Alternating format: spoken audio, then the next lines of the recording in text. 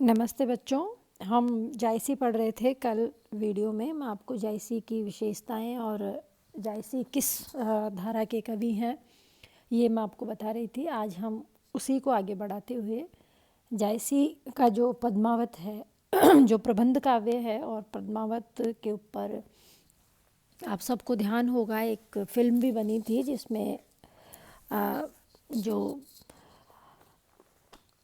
Acting की थी, sorry बच्चों मुझे उसका ध्यान नहीं आ रहा, हीरोइन का नाम दीपिका पादुकोण ने और रणवीर सिंह ने उसने शाहिद कपूर ने इन्होंने एक्टिंग की थी। और वो आपने फिल्म देखी होगी तो बहुत कुछ आपको कहानी समझ में आ गई होगी पद्मावत की। लेकिन वो फिल्म थी और उसमें जो निर्देशक है उसका काफ़ी कुछ कल्पना और काफ़ी कुछ तोड़ मरोड़ कर उसमें दिखाया गया था।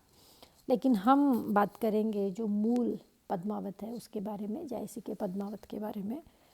जायसी मैंने आपको बताया सूफ़ी काव्य परंपरा के, सूफ़ी मत को मानने वाले कवि थे और सूफ़ी परंपरा के कवि थे।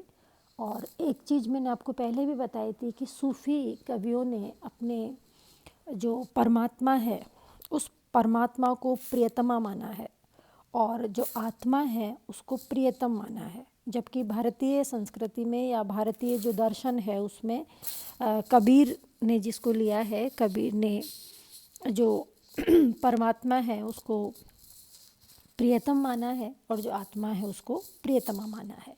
इसके विपरीत सूफियों ने प्रियतमा माना है परमात्मा को और प्रियतम माना है आत्मा को।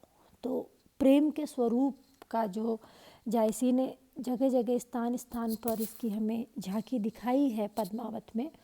और कहीं कहीं इनका जो प्रेम है वो लोक बंधन से भी परे हो गया है। हम जब किसी से प्रेम करते हैं तो उसकी वस्तुएं भी, उसकी आदतें भी, वो सारी चीज़ें हमें उतनी ही प्रिय होती है जितनी कि प्रिय अपना प्रियतम होता है। तो जिस तरह से नागमती और पद्मावती दो नायिकाएं पद्मावत में हैं, विशेष रूप से पद्मावती का उल्लेख किया गया है और उनके सौंदर्य का वर्णन पद्मावत में किया है। लेकिन नागमती जो नागमती का जो विरह वर्णन है वो पद्मावत का एक महत्वपूर्ण हिस्सा है और काफ़ी प्रभावित करने वाला हिस्सा है। जब नागमती को कितना प्रिय होगा उसी के मुंह से आप सुनिए कि वह पथ पलकन जार पहारो शीश चरण के 40 धारो। राजा रतन सेन जब आने वाले हैं तो पद्मावती कहती है कि उस पथ को, उस रास्ते को मैं अपनी पलकों से बुहार दूं, साफ कर दूं। तो ये इतना अनुराग ये जो होता है वो अपने प्रिय के लिए होता है। राजा रतन सेन ने अनुराग शब्द का प्रयोग न करके मय शब्द का प्रयोग किया है, मया। ये उसके प्रेम के विकास के हिसाब से बहुत ठीक है।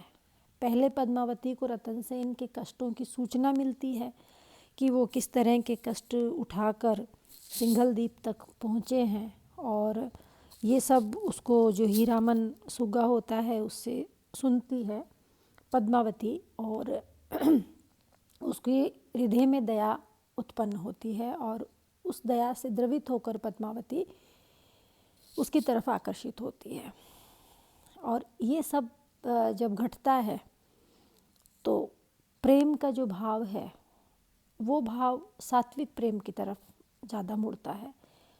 और जब पद्मावती से विवाह करके राजा रतन सेन चित्तौड़गढ़ आ जाते हैं और जब राजा रतन सेन को बंदी बना लिया जाता है और सूली देने के लिए ले जा रहे थे, तब हीरामन पद्मावती का संदेश लेकर आता है रतन सेन के पास और वो बोलता है, काड़ी प्राण बेठी ले हाथा मरे तो मरो जियो एक साथा। कहने का मतलब कि मैं अपने प्राण हाथ में लेकर बैठी हूँ, अगर आप मरे तो मैं मरूंगी, अगर आप जियोगे तो मैं जीऊँगी एक साथ। तो इतना सुनते ही रतन सेन के हृदय में जो सूली पर चढ़ने का दुख था वो ध्यान तो हट जाता है और वह आनंद में मग्न हो जाता है। सुनी संदेश राजा तब हंसा, प्राण प्राण घट घट में बसा। वो आनंद में विभोर हो गया। प्रेमी के प्रभाव से प्रेमी की वेदना, प्रेम के प्रभाव से प्रेमी की वेदना